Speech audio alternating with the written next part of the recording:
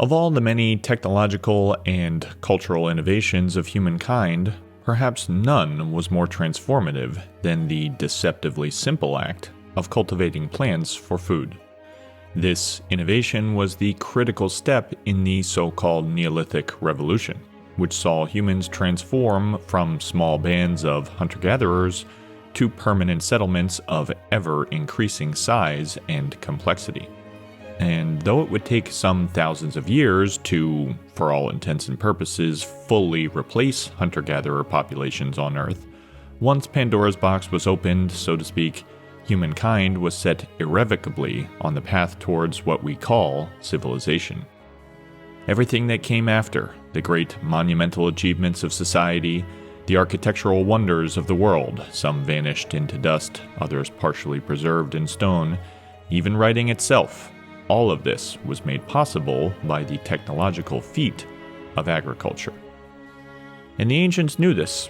The inhabitants of the ancient Mesopotamian city of Uruk, home of the semi-mythological hero Gilgamesh, told the story of how the arts and knowledge of civilization, collectively known as May, including the knowledge of agriculture and, of course, divine kingship, were stolen from the god Enki by the goddess Inanna, and delivered by boat to the people of Uruk. The Japanese myths contained within the Shoki tell us the story of how the sun goddess Amaterasu, supposed matriarch of the Japanese imperial line to this day, took seeds from the corpse of the goddess Ukamochi and gifted them to mankind, thereby marking the advent of agriculture. It is for this reason that she is commonly depicted carrying bushels of wheat. The brilliance of her sunlight and the art of agriculture she bestowed together make civilization possible. Pretty much all cultures around the world have some kind of deity of the harvest or bounty, and often they are women. Besides Amaterasu, perhaps the most famous would be Demeter, or Ceres as she is known to the Romans, the etymology of our word cereal, and her daughter Persephone. So significant are these pair of goddesses that they are the main subject of the famous Eleusinian mysteries. Both of these goddesses control and bestow the bountiful harvest. In fact, it is Persephone's annual descent into the underworld that demarcates the end of the harvest season and the beginning of winter. But crucially, the goddess of the harvest also controls bounty of an entirely different kind. Both Demeter and Persephone are goddesses of fertility. This too is not unusual. To the ancient peoples of the world across many different cultures, there seemed to be something fundamentally similar about the ability to produce new life from a womb and the ability to cultivate the land. If you remain unconvinced by this argument so far, just remember that Miyazaki has already included such a connection in his games, well versed as he is in such mythological tropes. In Philionor, the Persephone myth is manifest, a slumbering goddess of eternal spring. Her sister, the goddess Guinevere, is explicitly revered as a goddess of fertility, not that we needed any reminding based on her visual design and her suggestively recumbent pose. And the Grand Cathedral of Anorlando in which she resided is adorned with images of bountiful harvest. Once again, the linking of fertility and harvest is quite explicit. We do not know why this is so commonly seen in ancient cultures, but one possibility is that it reflects the fact that in the early days of the transition between hunter-gatherers and farmers, it was a woman who had the eureka moment and began the process of cultivation. Based on the fact that in modern hunter-gatherers, it is typically the men that hunt and the women that collect seeds. So it may have been women specifically that decided to pick some seeds over others and plant some in the ground for next year, thus irrevocably changing human history.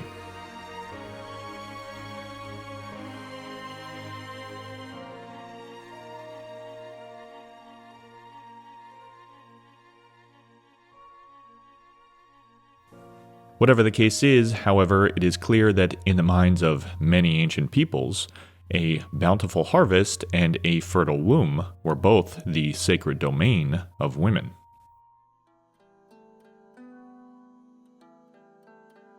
In Elden Ring, the connection between the sacred art of cultivation of magical life-giving plants and childbirth is even more explicit. Go watch our Erdtree Births episodes for more details on that. And the control over the life-giving power of the Erdtree was wielded by one person, specifically one goddess, Marika, who harvested the vivifying sap of the Erdtree and bestowed its blessings upon the faithful. But it was not always that way. Like Inanna stealing the arts of civilization from Enki and gifting it to humankind, or Amaterasu teaching the ancient Japanese the practice of agriculture, these practices began at a very specific point in the history of the Lands Between. And that story is inextricable from the story of the god Queen Marika. Today we will delve into Marika's origins, what the DLC will likely reveal about her past, and the mysterious origin of civilization in the Lands Between.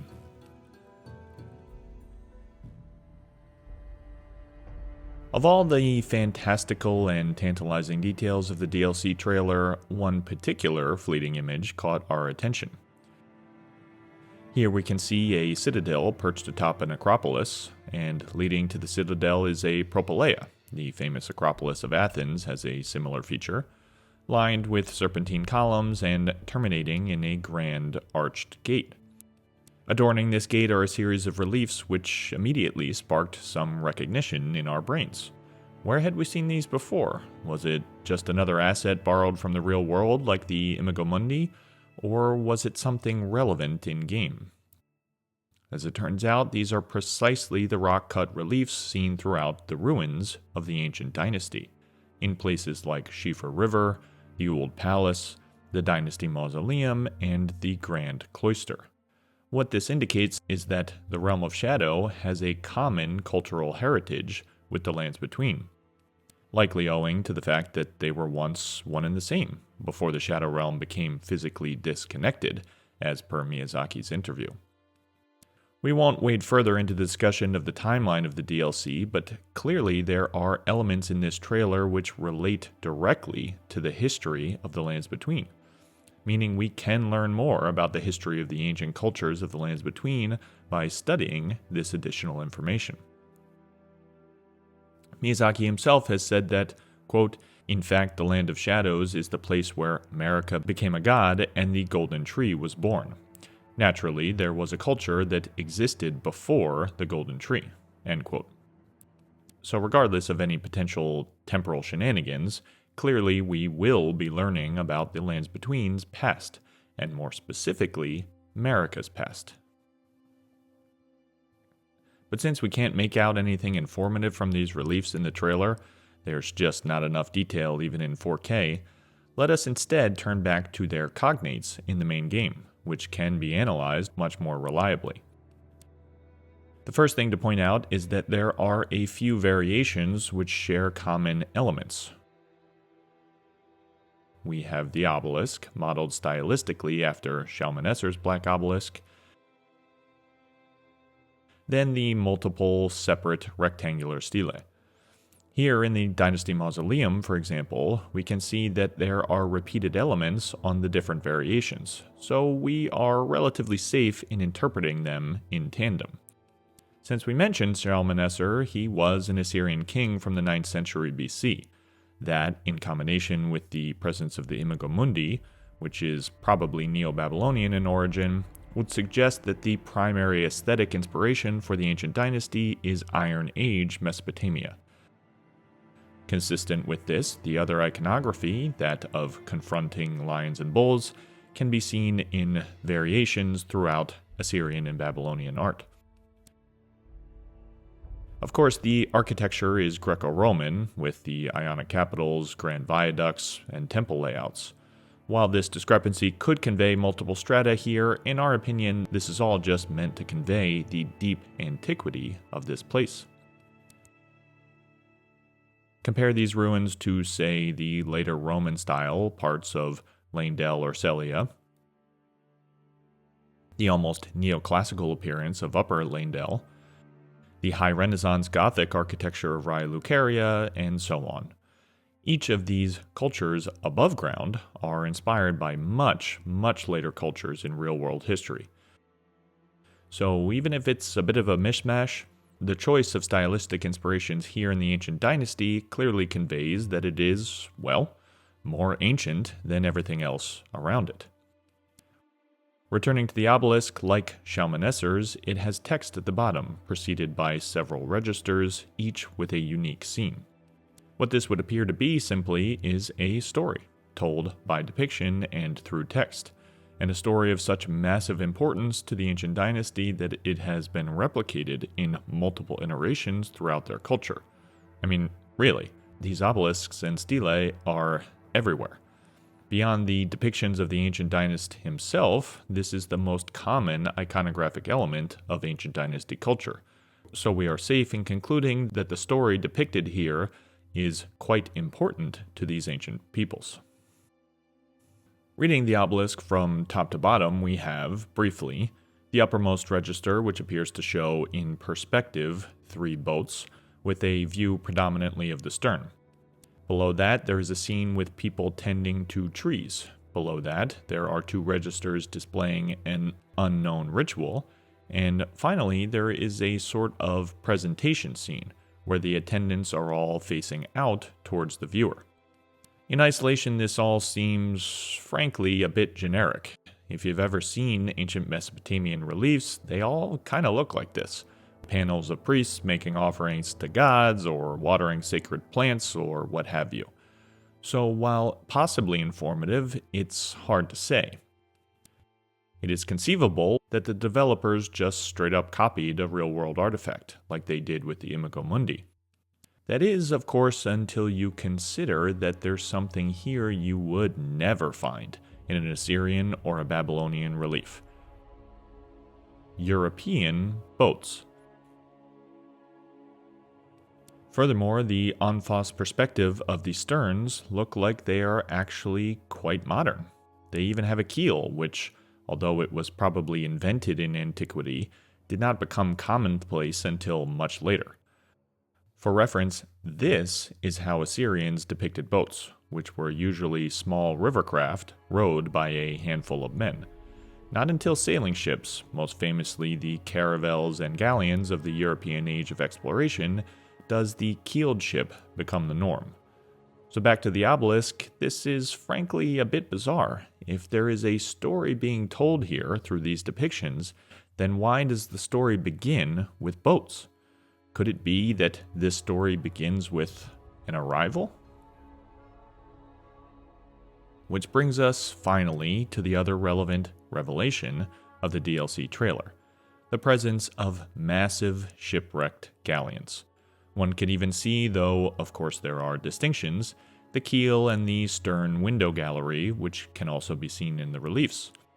This, fellow archaeologists, is a game changer.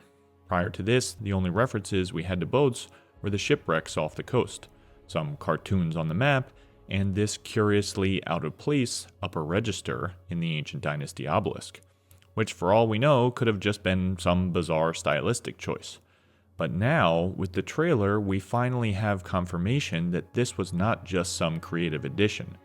No, the story of the ancient dynasty, evidently, begins with ships. And not just any ships, massive, technologically advanced ships, like the ones we can see shipwrecked in the trailer. Leaving aside the real-world inspirations for a moment, these are not rivercraft, used for sailing down the Shifra and Ainsel rivers. No, these are seafaring ships, meant for long voyages across vast stretches of sea. No doubt whoever captained them arrived here from outside the lands between. And on board they carried none other than the Numen to the lands between, before the Land of Shadow split off. This is where Queen Marika first set foot in the lands between.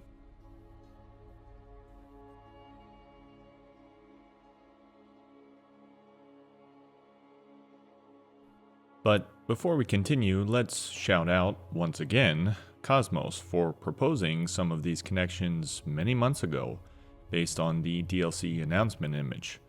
We recommend everyone watch his recent DLC breakdown video, linked in the description, for more fascinating analysis, including further discussion of some of the topics ahead. Miyazaki's interviews on the day of the DLC trailer included several important lore nuggets. For one, he states that, quote, "In fact, the Land of Shadows is the place where Marika became a god and the Golden Tree was born. Naturally, there was a culture that existed before the Golden Tree," end quote. This is quite interesting because it tells us that in this DLC, we will learn about Marika's early history, as well as the origin story of the Erdtree. He goes on to state that, quote, "The Shadowlands and Queen Marika's past will be told in the same manner as the Shattering was in the main title," end quote. In other words, we will see the remnants of Marika's past scattered throughout the Shadowlands in much the same way that the destruction of the Shattering War was evident all throughout the Lands Between. And finally, the Bandai Namco text reads, quote, "The Land of Shadow, a place obscured by the Erdtree, where the goddess Marika first set foot," end quote. Notice the phrasing there. Not the place where Marika was born, but the place where she first set foot.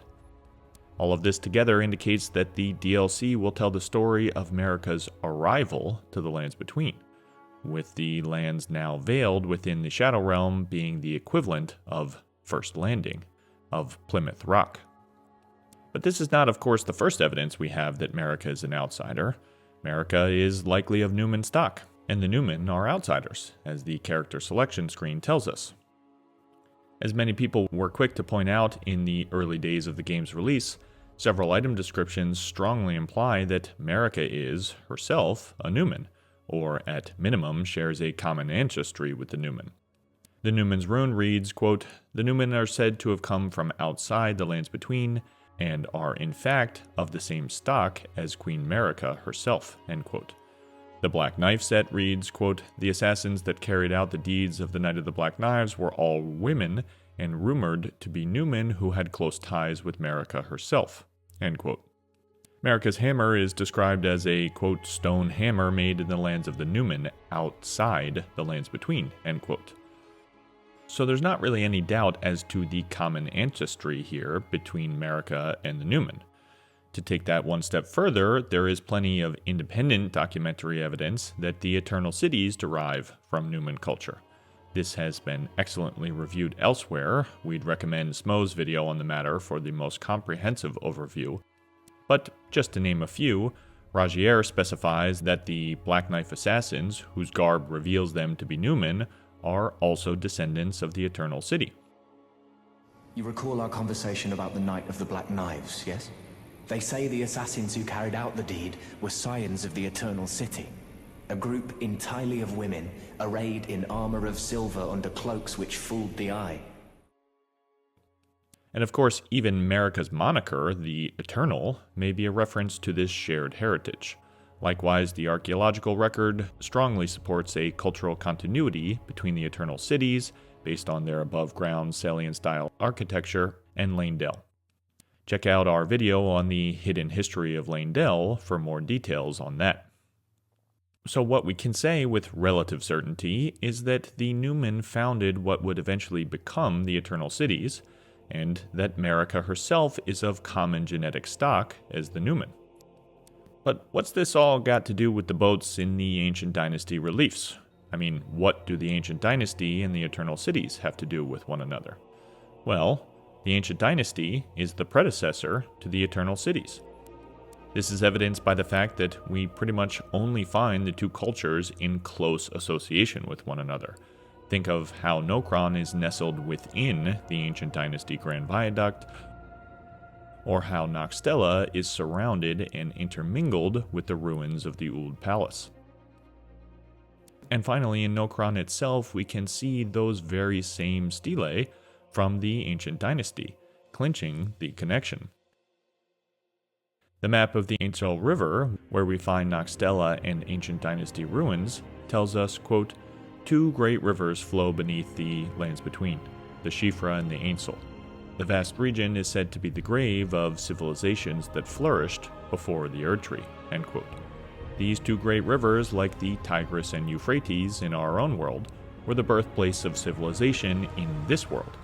So this would suggest that the ancient dynasty were among the earliest humans, who lived before the age of the Erdtree, and who lived in the lands between at the time of the arrival of the Numen. Much later on, after their banishment underground, they would become the Nox.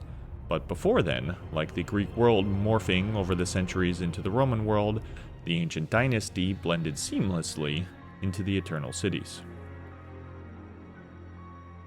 To briefly summarize all that before moving on, the Numen, or more specifically their ancestors, were outsiders to the lands between. Among their ranks was Marika, the future eternal queen. After they arrived, their descendants would go on to found the eternal cities, but the specific time point of arrival seems to be, based on the ancient dynasty release, during the civilization of the ancient dynasty. And here, in the trailer for a DLC in which we know from Miyazaki that we are set to learn much about Marika's past, we can see shipwrecked galleons, and relief seen elsewhere only on the ancient dynasty. This all seems to point to the conclusion that the obelisks and stelae in the ancient dynasty record the story of the arrival of the Numen and Queen Marika from outside the lands between. Even the name Numen, while it has several possible meanings, could be a hint at this story, if it is drawn from Tolkien's Numenor, which was the greatest, most advanced civilization of men in the age preceding the events of The Hobbit and the Lord of the Rings trilogy. Tolkien, of course, adapted this story pretty much straight from Plato's allegorical tale of Atlantis. Both Numenor and Atlantis were highly advanced island civilizations inhabited by long-lived races that were destroyed by a great natural cataclysm which sunk these great civilizations forever beneath the ocean. This would not even be the first time Miyazaki named something with a wink and a nod to Tolkien. After all, Anor Londo is likely so named because Anor means sun in Tolkien's fictional Elvish. So if the Numen are named for Numenor, which are in turn just a riff on the Atlantis story, then the technological discrepancy contained within this relief would make much more sense. The Numen, or their ancestors, are denizens of another, much more technologically advanced land, as evidenced by their use of galleons, a 16th century innovation in the real world, basically that age's equivalent of an aircraft carrier. To see ancient Assyrian-style reliefs with age of exploration shipmaking technology just makes no sense, unless those riding the ships were from another, far more advanced land. For those of you who reflexively doubt the English translation, although for all we know, Martin wrote this bit, the Numen are called Marabito in the Japanese script, a reference to spirits who would visit Japanese villages and bestow gifts. Either way, the allusion to visitations from outsiders is maintained.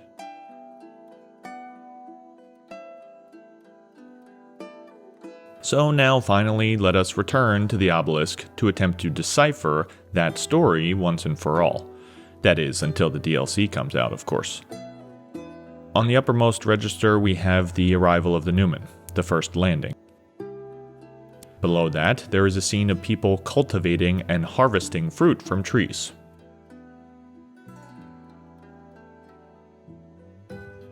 There seem to be immature, smaller trees being watered, and the mature trees being harvested.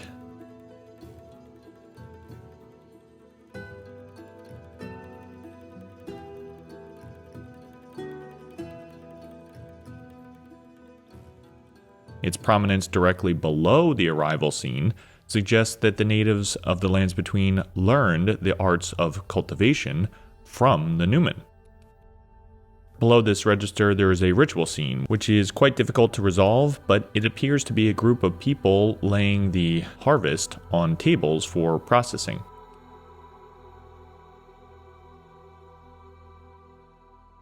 Although just what is in their hands is difficult to say, to us it looks like an infant, based on the way it is being held.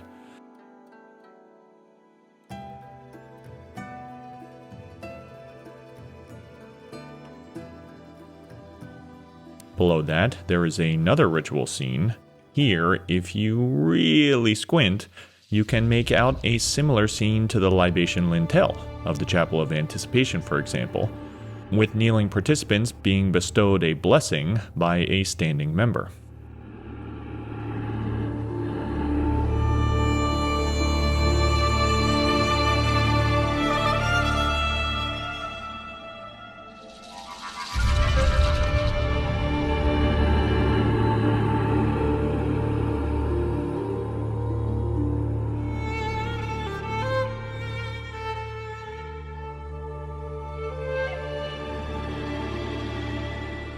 And finally, in the last register, we have the presentation scene. Each participant in the ritual is now facing outwards, presenting the fruit of the harvest.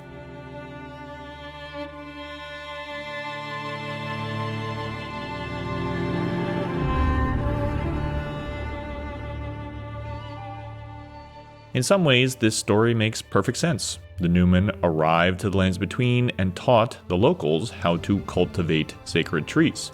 It also jives perfectly with what we know about the DLC, that we will discover where Marika first set foot in the Lands Between and where the Erdtree was born. Even beyond that, the presence of what may be an infant in both the ritual scene and the presentation scene may reflect the origin story of how the literal life-giving powers of trees were first cultivated and harnessed.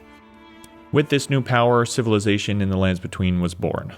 Small wonder that the ancient dynasty commemorates this moment of cultural exchange over and over again.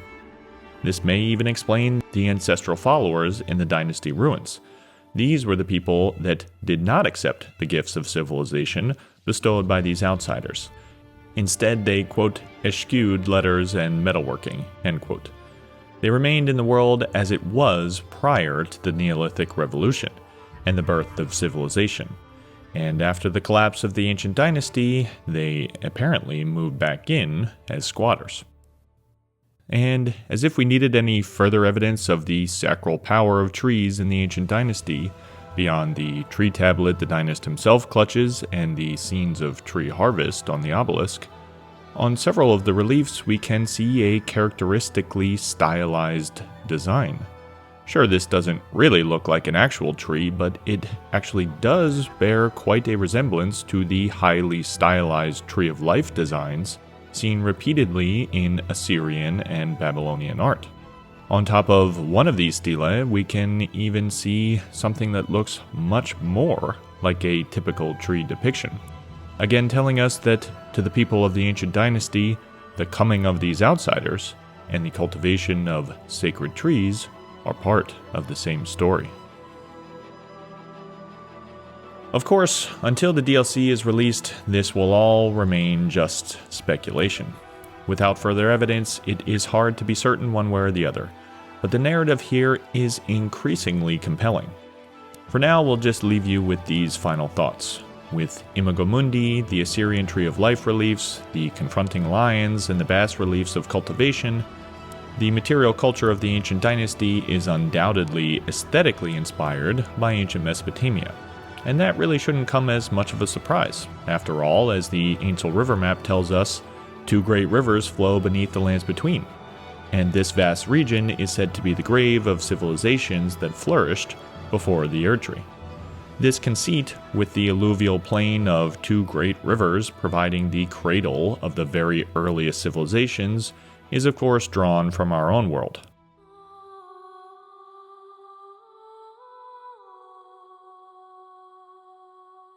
Where Mesopotamia, the lands between the Tigris and Euphrates rivers, saw the birth of the very first cities, the first writing, the first civilization.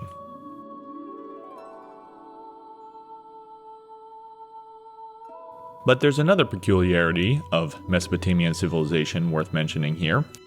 The people who built the very first cities, the Sumerians, as ancient to the creators of Imago Mundi, the Neo-Babylonians, as the Neo-Babylonians are to us, have a mysterious origin. The French Assyriologist Jules Aupert first proposed their existence based on the reading of cuneiform inscriptions, which seemed to indicate the presence of an earlier language than even the Semitic Akkadian, which at the time was thought to be the oldest written language in the world. And sure enough, about a decade later, excavations at Lagash confirmed the existence of these missing, impossibly ancient people. From their material culture, Sumerian cities seem to have evolved naturally from the pre-existing Ubayyad culture.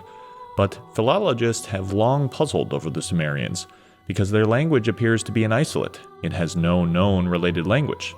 It is surrounded by Semitic languages like Hebrew, Aramaic, Akkadian, etc., which are related to one another, but not to Sumerian. Furthermore, the Sumerian words for the Tigris and Euphrates, as well as other common nouns, appear to be borrowed from a different people. In other words, from the linguistic evidence, the Sumerians appear to be outsiders, immigrants to the land of Sumer where they would build the world's first proper cities. So right from the earliest days of their discovery, it was mysterious just where these people, who gave rise to the very first civilization on Earth, came from. And while scholarship on the matter is certainly not settled, one proposal is that they came from the sea. A much later semi-historical account from Berosus recounts a myth that the Mesopotamians were gifted civilization by a mysterious amphibious creature.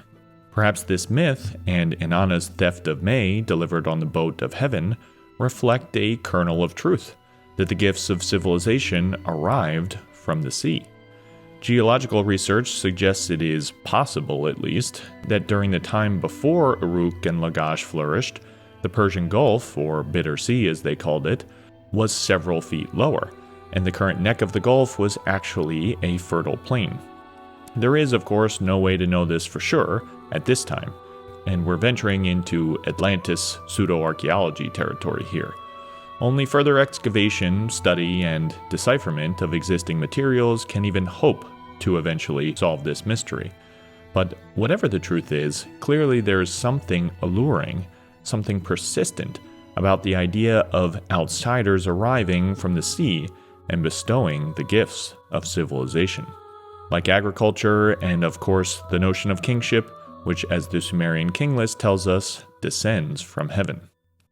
In Elden Ring's DLC, we are set to learn just what happened when the Numen arrived to the Lands Between, how the cultivation of the sacred Erdtree was achieved, and how Marika's ascent to God Queen began. But the Erdtree, of course, was not the first sacred tree in the Lands Between. Just how this sacred tree of the ancient dynasty, shown in all its glory on the tablet the dynast clutches, relates to the Erdtree is a story for another day.